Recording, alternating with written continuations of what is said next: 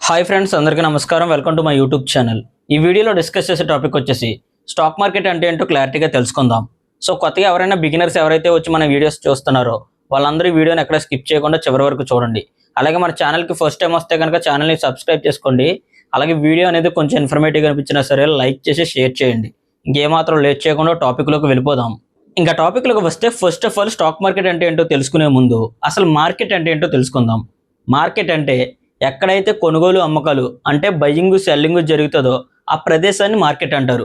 For example చూసుకుంటే vegetable market అంటే కూరగాయలు అన్నీ మనకు అమ్ముతారు, మనం కొనుక్కుంటాము, దీన్నే మార్కెట్ అంటారు. లేదా ఫిష్ మార్కెట్ అంటే చేపలు అమ్ముతారు, వాటిని మనం కొనుక్కుంటాము, వాళ్ళు అమ్ముతారు. సో ఇది కూడా మార్కెటే. సో ఓవరాల్గా వీటిని మార్కెట్స్ అంటారు. ఓకేనా? అయితే ఇవి ఓన్లీ జనరల్ మార్కెట్స్. అయితే ఇప్పుడు ఫినాన్షియల్ మార్కెట్ అంటే ఏంటో తెలుసుకుందాం.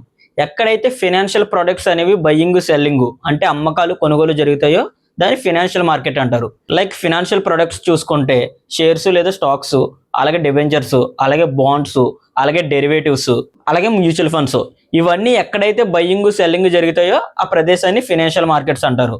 అయితే ఈ ఫినాన్షియల్ ప్రొడక్ట్స్లో స్టాక్స్ లేదా షేర్స్ ఏవైతే ఉన్నాయో వాటిని మనం బయ్యింగ్ సెల్లింగ్ చేసే ప్రదేశాన్నే స్టాక్ మార్కెట్ అంటారు. సో ఇది ఓవరాల్గానే మీ అందరికీ అర్థమైంది కదా. నార్మల్ మార్కెట్ అంటేనేమో ఏదైనా ప్రొడక్ట్స్ అమ్మకాలు కొనుగోలు జరిపే ప్రదేశాన్ని నార్మల్ మార్కెట్ అంటారు. అదే ఏదైనా ఫినాన్షియల్ ప్రొడక్ట్స్ అమ్మే ప్రదేశాన్ని ఏమో ఫినాన్షియల్ మార్కెట్ అంటారు. అయితే ఈ ఫినాన్షియల్ ప్రొడక్ట్స్లో స్టాక్స్ లేదా షేర్స్ని అమ్మకాలు కొనుగోలు జరిపే ప్రదేశాన్ని స్టాక్ మార్కెట్ అంటారు. సో ఇది ఓవరాల్గా స్టాక్ మార్కెట్ అంటే. అయితే ఈ మార్కెట్స్ గురించి ఇప్పుడు క్లియర్గా బోర్డు మీద మీకు ఇంకా క్లారిటీగా ఎక్స్ప్లెయిన్ చేస్తాను, వినండి. First of all normal market చూసుకుంటే మార్కెట్ వచ్చేసి వెజిటేబుల్స్ లేదా ప్రొడక్ట్స్ తెలిసిందే కదా. మన జనరల్ మార్కెట్స్ మన రోజు లోకల్లో చూస్తూనే ఉంటాము. వెజిటబుల్స్ కానీ లేదా ప్రొడక్ట్స్ని కానీ బై కానీ సెల్ కానీ చేసే ప్రదేశాన్ని నార్మల్ మార్కెట్ అంటారు. ఓకేనా? మీ అందరికీ క్లారిటీ వచ్చింది అనుకుంటున్నాను. ఇంకా నెక్స్ట్ ఫినాన్షియల్ మార్కెట్స్ అంటే షేర్స్ లేదా స్టాక్స్, అలాగే డిబెంచర్స్, అలాగే బాండ్స్, అలాగే డెరివేటివ్స్, అలాగే మ్యూచువల్ ఫండ్స్, ఈ ప్రొడక్ట్స్ ఏవైతే ఉన్నాయో వీటిని బై కానీ సెల్ కానీ చేసే ప్రదేశాన్ని ఫినాన్షియల్ మార్కెట్స్ అంటారు. యాక్చువల్ చెప్పాలంటే ఓవరాల్గా ఇదే స్టాక్ మార్కెట్లోకి వచ్చేస్తుంది.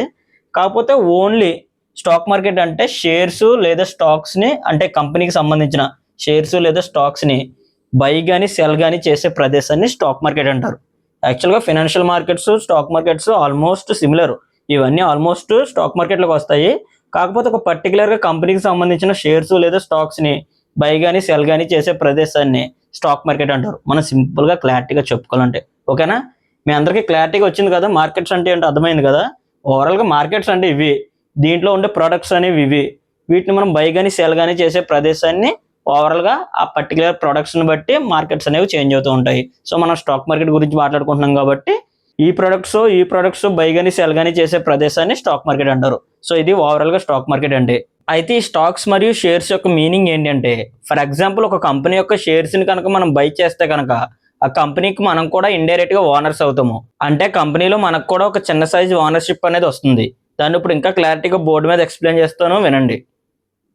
ఫస్ట్ ఆఫ్ ఆల్ స్టాక్ అంటే కంపెనీ అని అర్థం. అంటే for example Reliance, TCS, SBI ఇలా స్టాక్స్ ఏవైతే కంపెనీస్ అనేవి లిస్ట్ అయి ఉన్నాయో స్టాక్ మార్కెట్లో వీటిని స్టాక్స్ అంటారు. అంటే కంపెనీస్ని స్టాక్స్ అంటారు. అలాగే నెక్స్ట్ షేర్స్ అంటే ఈ కంపెనీ ఏదైతే ఉందో ఈ కంపెనీని కొన్ని పార్ట్స్ కింద డివైడ్ చేసి వాటిని షేర్స్ కింద ఇష్యూ చేస్తారు. అయితే ఇలా షేర్స్ కింద ఎందుకు ఇష్యూ చేస్తారంటే వాళ్ళకి మనీ అనేది అవసరం కాబట్టి, వాళ్ళ కంపెనీ గ్రోత్కి కానీ లేదా డెవలప్మెంట్కి కానీ లేదా వాళ్ళ అప్పులు ఏమైనా ఉంటే తీర్చుకోవడానికి, అలాగే ఎక్స్పెండ్ చేయడానికి ఓవరాల్గా వాళ్ళకి మనీ అయితే కావాలి. ఆ మనీ కావాలంటే వీళ్ళు పార్ట్స్ కింద డివైడ్ చేసి ఇలా షేర్స్ ఇష్యూ చేస్తే కనుక వాటిని మనం బై చేస్తే ఆటోమేటిక్గా మనం కూడా మన డబ్బులు ఆ కంపెనీలో పెట్టాం కాబట్టి మనం కూడా స్మాల్ ఓనర్స్ అవుతాము. అంటే ఒక చిన్న సైజు ఓనర్షిప్ అనేది మనకు కూడా వస్తుంది. సో ఓవరాల్గా షేర్స్ మరియు స్టాక్స్ అంటే ఇది మీ అందరికీ క్లియర్గా అర్థమైంది అనుకుంటున్నాను. అయితే అసలు కంపెనీస్ అనేవి స్టాక్ మార్కెట్లో ఎందుకు లిస్ట్ అవ్వాలి, దానివల్ల యూజ్ ఏంటి, అలాగే కంపెనీస్ అనేవి షేర్స్ అనేవి ఎందుకు ఇష్యూ చేస్తాయి, దాని ద్వారా కంపెనీకి ఏం బెనిఫిట్, ఇవన్నీ ఇప్పుడు తెలుసుకుందాము. First of all for example నాకు ఒక కంపెనీ ఉందనుకుందాము. నా కంపెనీ అనేది బాగా పర్ఫామ్ చేసి మంచి ప్రాఫిట్స్ అయితే ఎర్న్ చేస్తుంది. అంటే నా కంపెనీలో ఉన్న ప్రొడక్ట్స్ అనేవి బయట జనాలు అనేవి బాగా కొనుక్కుంటున్నారు. సో దాని ద్వారా నాకు ప్రాఫిట్స్ అనేవి ఎక్కువగా వస్తున్నాయి. అయితే నాకు ఇప్పుడు ఏమనిపించిందంటే నా కంపెనీని ఇంకా ఎక్స్పెండ్ చేద్దాం అనుకున్నాను. అంటే ఆల్రెడీ ప్రాఫిట్స్ వస్తున్నాయి, మంచిగా క్లిక్ అయింది. సో నా బిజినెస్ అనేది ఇంకా ఎక్స్పెండ్ చేస్తే ఇంకా చాలామంది జనాలు అనేది నా ప్రొడక్ట్స్ని యూస్ చేసుకుని ఇంకా నాకు కస్టమర్స్ అనేది పెరిగి నాకు ఇంకా ప్రాఫిట్స్ వచ్చే ఛాన్సెస్ అనేవి ఉన్నాయి. సో నాకు ఒక ఆలోచన వచ్చింది ఏంటంటే నా కంపెనీ నేను ఇంకా ఎక్స్పెండ్ చేద్దాం అనుకున్నాను. అయితే కంపెనీని ఎక్స్పెండ్ చేయాలంటే ఏం కావాలి, మనీ కావాలి. సో డబ్బులు కావాలంటే నాకు ఉండే ఆప్షన్స్ ఏంటంటే, ఒకటి బ్యాంక్‌కి వెళ్ళి లోన్ తీసుకోవాలి, 2 లేదా ఎవరి దగ్గరకైనా వెళ్ళి అప్పు తీసుకోవాలి. అయితే ఫస్ట్ ఆఫ్ ఆల్ నేను వెళ్ళి బ్యాంక్ దగ్గరికి వెళ్ళి లోన్ తీసుకోవడం వల్ల, ఫర్ ఎగ్జాంపుల్ నా కంపెనీని నేను ఇండియా గాని లేదా వరల్డ్ వైడ్ గాని ఎక్స్పాండ్ చేద్దాం అనుకున్నాను. సో అలా ఎక్స్పాండ్ చేయాలంటే కొన్ని వందల కోట్లు అవుతుంది. సో ఇంత వందల కోట్లు వెళ్ళి నేను బ్యాంక్‌లో నుంచి లోన్ తీసుకుంటే వాటి మీద ఇంట్రెస్ట్ అనేది చాలా ఎక్కువ వస్తుంది. సో అప్పుడు ఆటోమేటిక్‌గా నేను ఒకవేళ కంపెనీ అనేది నా ఎక్స్పాండ్ చేసి వరల్డ్ వైడ్‌గా పెట్టినా సరే, నాకు వచ్చిన ప్రాఫిట్స్ అనేవి ఇలా నేను ఇంట్రెస్ట్‌లు పే చేసుకుంటే సరిపోతుంది. సో బ్యాంక్ నుంచి లోన్ తీసుకునే ఆప్షన్ అనేది నాకు కరెక్ట్ కాదు. అయితే నెక్స్ట్ ఇంకొక ఆప్షన్ ఏంటంటే, నేను ఎవరి దగ్గరికైనా వెళ్లి అప్పు తెచ్చుకోవాలి. అయితే అప్పు తెచ్చుకుంటే మళ్ళీ అదే డబ్బులు మనం ఏదో రోజున మళ్ళీ తిరిగి ఇవ్వాలి. అలాగే అప్పు తెచ్చుకున్నందుకు కూడా మనం ఇంట్రెస్ట్ అనేది పే చేయాలి. సో ఇలా ఇంట్రెస్ట్ పే చేస్తే మనకు వచ్చిన ప్రాఫిట్ అంతా కూడా ఇలా ఇంట్రెస్ట్‌లు పే చేసుకోవడానికి వెళ్ళిపోతుంది. సో ఇది కూడా నాకు కరెక్ట్ ఆప్షన్ కాదు. అయితే ఇంకా నాకు ఉండే వన్ అండ్ ఓన్లీ ఆప్షన్ ఏంటంటే, స్టాక్ మార్కెట్‌లో నా కంపెనీని లిస్ట్ చేయడం. అంటే నా కంపెనీలు అలా స్టాక్ మార్కెట్‌లో లిస్ట్ చేయడం ద్వారా నాకు ఉండే బెనిఫిట్ ఏంటంటే, నా కంపెనీకి సంబంధించిన షేర్స్ అనేవి డైరెక్ట్‌గా పబ్లిక్‌లీ ట్రేడ్ అవుతూ ఉంటాయి. అంటే పబ్లిక్ అంటే జనాల్లో ఉండేవాళ్ళు ఎవరైనా సరే నా కంపెనీలో వచ్చి ఇన్వెస్ట్‌మెంట్ చేయొచ్చు. సో అప్పుడు ఆటోమేటిక్‌గా వాళ్ళకి నేను ఏ ఇంట్రెస్ట్‌లు పే చేయక్కర్లేదు. అలాగే నా మనీ అనేది కూడా తిరిగి ఇవ్వక్కర్లేదు. ఎందుకంటే వాళ్ళ మనీ అనేది నా కంపెనీలో ఇన్వెస్ట్‌మెంట్ చేస్తున్నారు. నా కంపెనీకి సంబంధించిన షేర్స్ అనేవి వాళ్ళకి ఇచ్చేస్తున్నాను. సో ఆటోమేటిక్‌గానే నా కంపెనీ షేర్స్ వాళ్ళకి ఇవ్వడం వల్ల నా కంపెనీ అనేది ప్రాఫిట్‌లో ఉంటే గనక వాళ్ళకే ప్రాఫిట్‌లు వస్తాయి. అది నా కంపెనీ అనేది లాస్‌లో ఉంటే గనక వాళ్ళకే లాస్‌లు వస్తాయి. అంటే వాళ్ళు కూడా నాతో పాటు బిజినెస్ పార్ట్నర్స్. అంటే ఏంటంటే ఇండివిడ్యువల్‌గా నా దగ్గర అంత డబ్బులు లేవు. సో మిమ్మల్ని కూడా నా పార్ట్నర్స్ కింద చేసుకుంటున్నాను. సో మీరు కూడా వచ్చి నా కంపెనీలో ఇన్వెస్ట్‌మెంట్ చేయండి. ప్రాఫిట్‌లు వస్తే అందరికీ ప్రాఫిట్‌లు వస్తాయి. లేదా లాస్ వస్తే అందరికీ లాస్ వస్తుంది అన్న ఉద్దేశంతోటి స్టాక్ మార్కెట్‌లో కంపెనీస్ అయితే లిస్ట్ చేస్తూ ఉంటారు. అయితే ఇప్పటిదాకా చెప్పిన కాన్సెప్ట్‌ని బోర్డ్ మీద ఇంకా క్లియర్‌గా ఎక్స్‌ప్లెయిన్ చేస్తాను వినండి. ఫస్ట్ ఆఫ్ ఆల్ నాకు ఒక కంపెనీ ఉంది. బాగా పెర్ఫార్మ్ చేస్తుంది. మంచిగా ప్రాఫిట్స్ అనేవి ఎర్న్ చేస్తుంది. సో నా కంపెనీ అనేది ఇంకా నేను వరల్డ్ వైడ్ లేదా ఇండియా వైడ్‌గా ఎక్స్‌పాండ్ చేద్దాం అనుకున్నాను. అయితే ఇలా చేయాలంటే ఏం కావాలి, నాకు మనీ కావాలి. అయితే మనీ కావాలంటే నాకు ఉండే ఆప్షన్స్ ఏంటంటే, ఒకటి బ్యాంక్‌కెళ్ళి లోన్ తీసుకోవాలి. 2 ఎవరి దగ్గరికైనా వెళ్లి అప్పు తెచ్చుకోవాలి.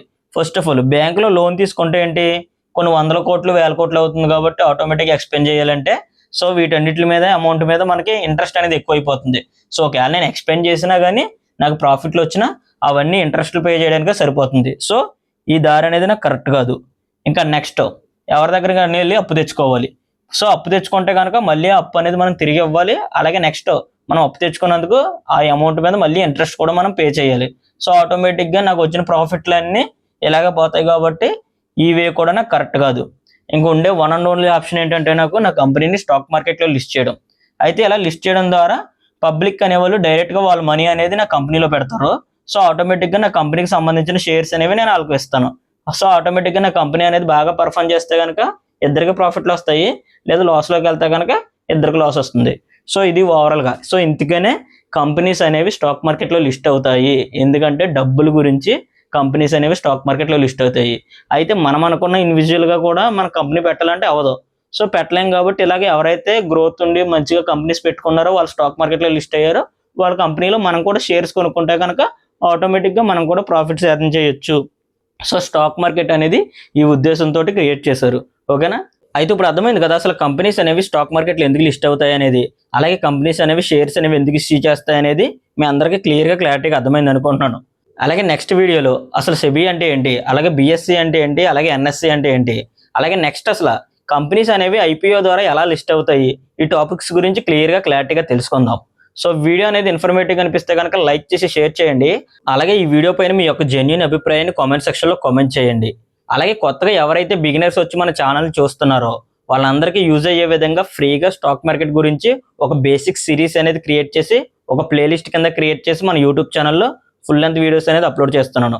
సో కొత్తగా ఎవరైనా వస్తే కనుక మన ఛానల్‌ని సబ్స్క్రైబ్ చేసుకుని నేను అప్లోడ్ చేసే కంటెంట్‌ని రెగ్యులర్‌గా ఫాలో అవ్వండి. ఓకేనా?